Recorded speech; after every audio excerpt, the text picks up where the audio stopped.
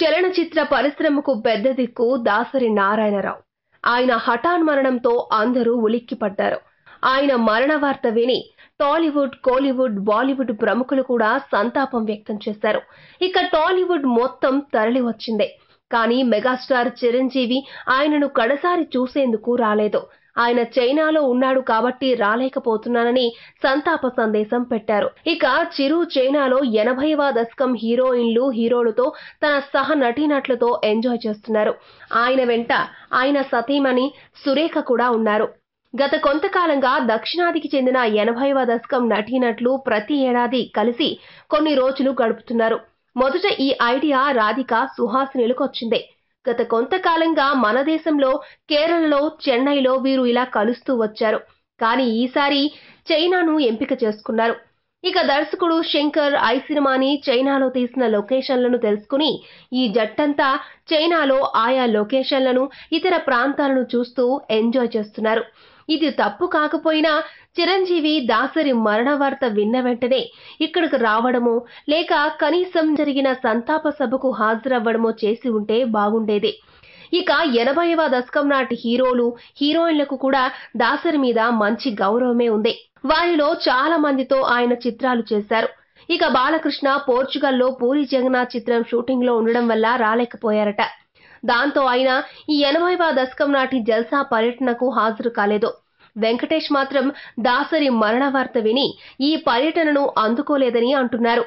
మరోపక్క అసలు దాసరి మరణాన్ని మరో సీనియర్ స్టార్ నాగార్జున అసలు పట్టించుకోలేదు. ఏఎన్ఆర్ కి, దాసరికి విభేదాలు ఉండి ఉండొచ్చు. ఇక ఈ నలుగురు సీనియర్ స్టార్లలో వెంకీ మాత్రమే కాస్త హుందాగా ప్రవర్తించారు.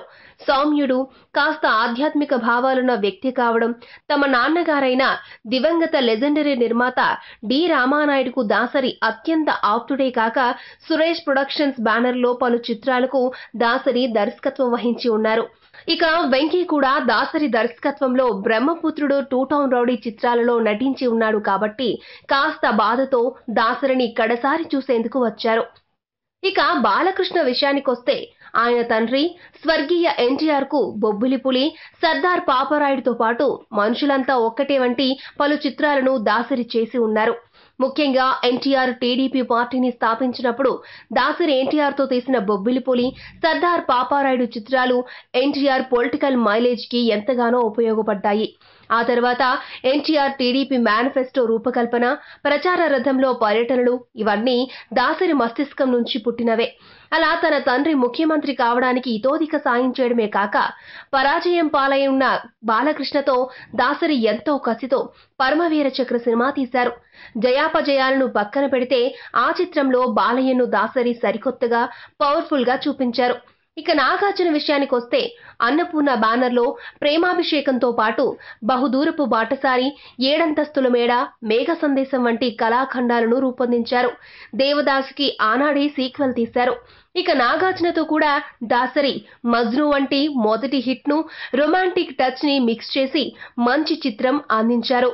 కానీ నాగార్జున కూడా దాసరి పట్ల అవమానకరంగానే ప్రవర్తించారు.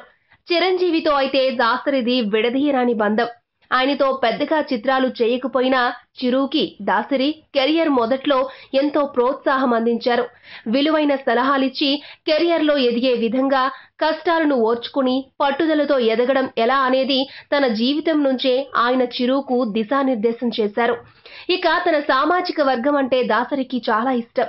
తన కులానికి, జాతికి మేలు చేయని వారు సమాజానికి కూడా ఏమీ చేయలేదనేది ఆయన సిద్ధాంతం.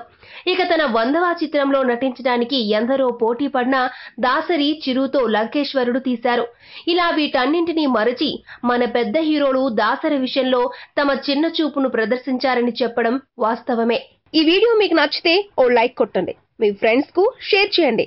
ఇలాంటి డిఫరెంట్ వీడియోలను మరిన్ని చూడాలనుకుంటే మా యూట్యూబ్ ఛానల్ ను సబ్స్క్రైబ్ చేయడం మాత్రం మరవకండి.